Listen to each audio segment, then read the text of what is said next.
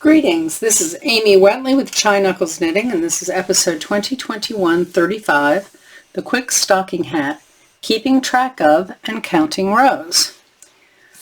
So I have the Quick Stocking Hat here, and I've done 2.5 inches of ribbing at the bottom. Then I started to do just knit stitch all the way around. As I was going along, I wanted to keep track and count rows. And so I put a marker in every 5 rows, just so I wouldn't have to go back and count over and over and over again. So let me show you quickly the way that I did that. And I would do this right here. I've just finished 5 rows.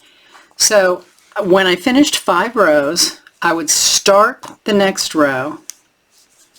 So here we go.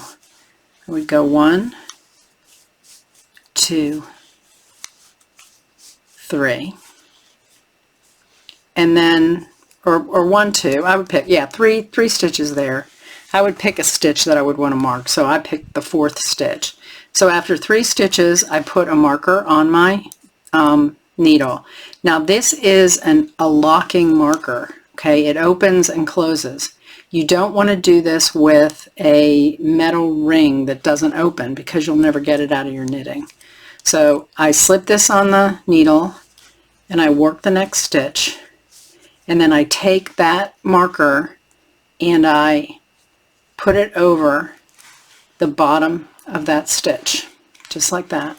So just to do it one more time for you, the marker is there on the needle and I work 1 stitch past the marker, and then I just lift it over the stitch on the needle.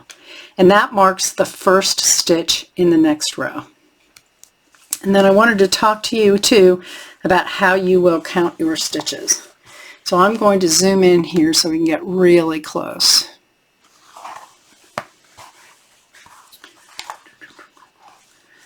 So these are my stitches here. This is my hat. And I am going to get something that I can point with. So I'm going to get a needle out here so I can point with it. And what you want to do is you start here, and a good place to start is on one of these purl bump pieces of the ribbing. And so you'll see the last purl bump at the top, right there. Do you see that? That stitch after it is the stitch that you used to make that purl bump. That was a purl stitch. So we don't count that one. So you don't count the stitch there that's part of the ribbing. That's the row before. So you'll go up 1, and what you want to do is count each one of these V's on the way up. So that's the 1st stitch that I don't count, and then this is 1, 2, 3, 4, 5, 6, 7, 8, 9, 10, 11, 12. And then if you put your little needle in there, it just keeps count if you have to move or whatever. So that's 12, 13, 14, 15, 16, 17, 18, 19, 20, 21, 22, 23. There's 1 stitch under the needle that's 24, and this one at the very top on the needle, you count that one too, is 25, because you've already completed those stitches. You're all the way over here now, so you've completed that stitch, so you count that one. So that's how you count your stitches. And I decided to count about every 5 stitches going up, or rows. That's how you count your rows, but it's how you count stitches on your way up.